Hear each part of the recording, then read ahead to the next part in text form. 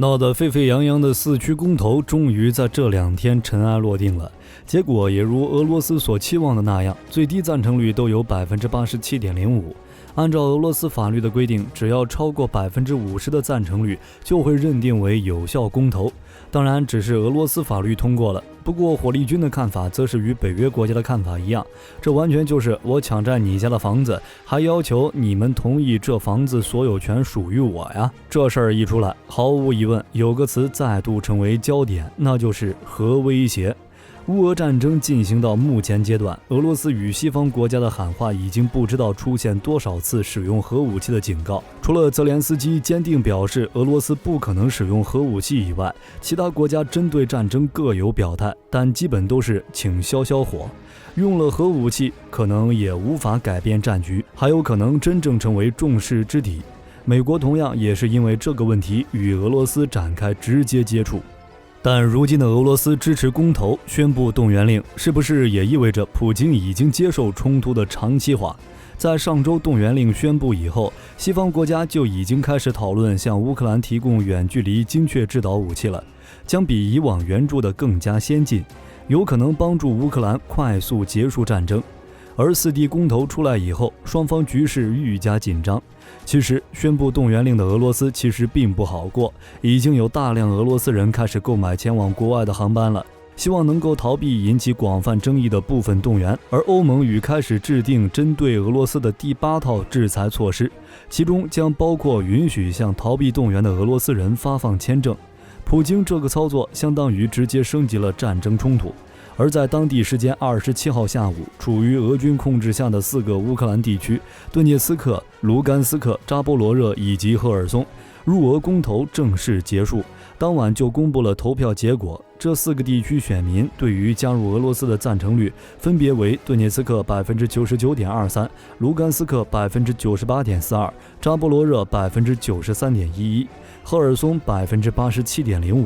全部都超过了法律规定的 50% 门槛。这完全就是俄罗斯吞并4区的前奏啊！如果这4个区一旦成为俄罗斯领地，那么俄罗斯就可以根据核遏制领域国家政策基本理论的特别文件规定，对进攻这4个地区的进攻予以反击，包括核武器在内的反击，就连乌克兰也不能轻易攻击这些地区。这个影响就不得了，自己的地被抢了，还不能出动军队抢回来，不然会遭受核武器在内的反击。你说乌克兰冤不冤？不过这4个地区的公投其实与2014年的克里米亚入俄公投一样，缺乏联合国等国际组织的监督，没有透明性，属于刺刀下的公投，全世界大多数国家都不会承认，自然也没有法律效力。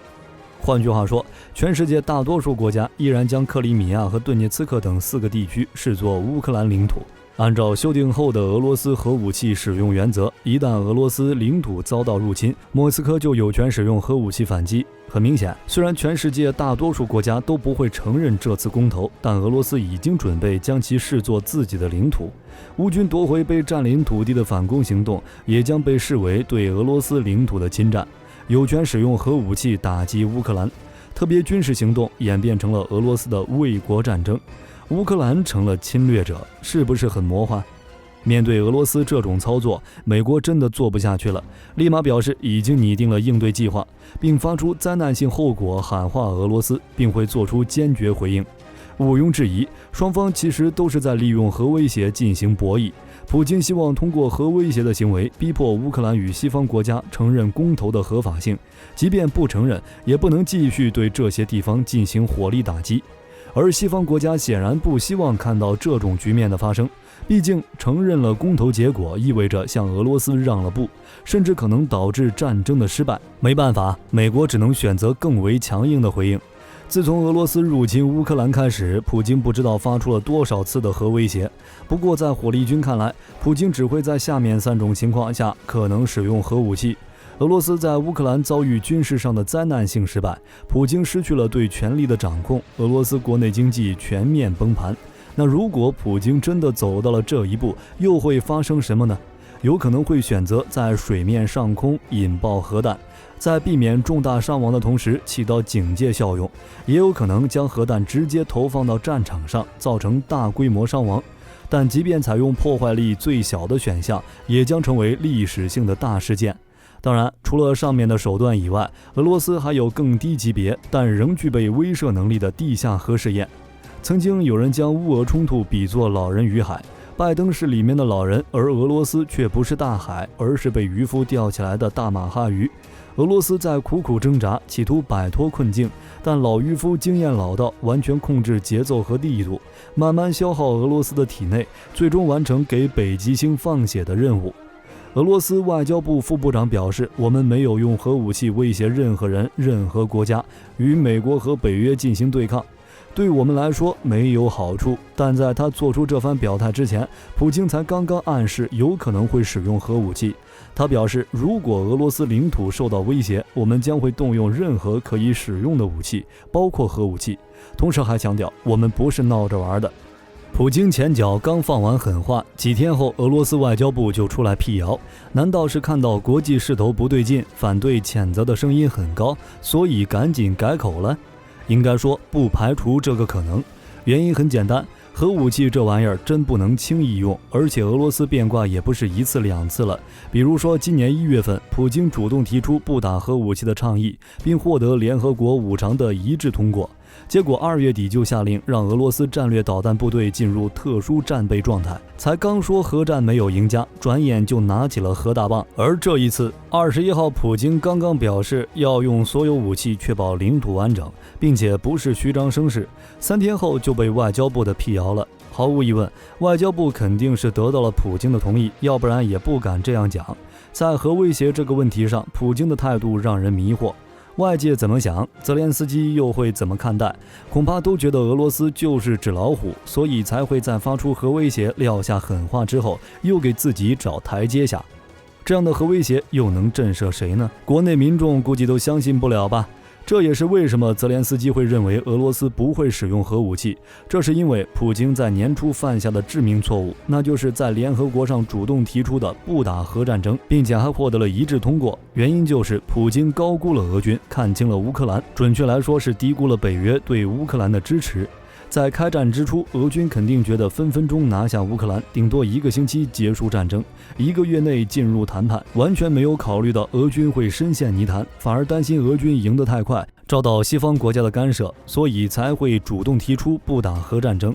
但在开战不到1周，俄罗斯就坐不住了，下令战略部队进入特殊战备状态，把不打核战争的倡议全部丢弃，希望凭借核威慑让美国迫使乌克兰和俄罗斯进行谈判，以便可以体面地结束战争。然而美国根本就不理睬，俄罗斯每次核威慑都会遭到国际的普遍反对，甚至是强烈谴责。如今就像狼来了一样，反复无常的核威慑宣言已经吓不到西方国家和乌克兰了。那真要打核战争吗？顿巴斯和扎波罗热、赫尔松州并入俄罗斯联邦之后，理论上普京确实拥有了核打击的正当理由，确保俄罗斯领土完整，哪怕这些领土并没有获得国际社会的承认，但俄罗斯明白这是一条不归路。或许可以在军事上结束乌俄战争，但后果呢，可能会是普京上军事法庭吧。而且使用了核武器之后，其他国家就再也坐不住了，就连某些中立国家都必须要站出来才可以。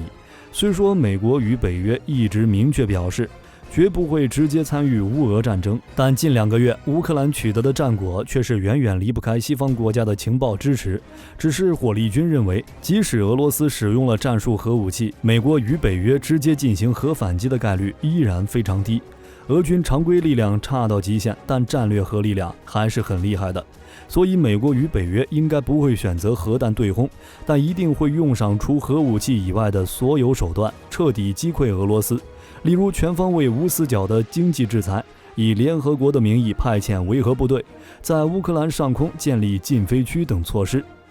在俄罗斯密集的核威胁之后，火力军反而觉得俄罗斯在乌克兰战场上已经无计可施了，在7个月的鏖战中，俄军重装备损失惨重，就连古老的 T-62都出现在战场上了。军用卡车更为夸张，因为损失太多，军工业生产速度又跟不上前线，俄军居然已经开始使用60年代的军用卡车。闪电战打成现在的消耗战，比拼的就是综合国力。但在制裁下，俄罗斯确实没有多少牌可以打了。动员30万预备役很吓人，但这些人的武器装备又从何而来？后勤补给又该怎么办？都需要天文数字的资源支撑。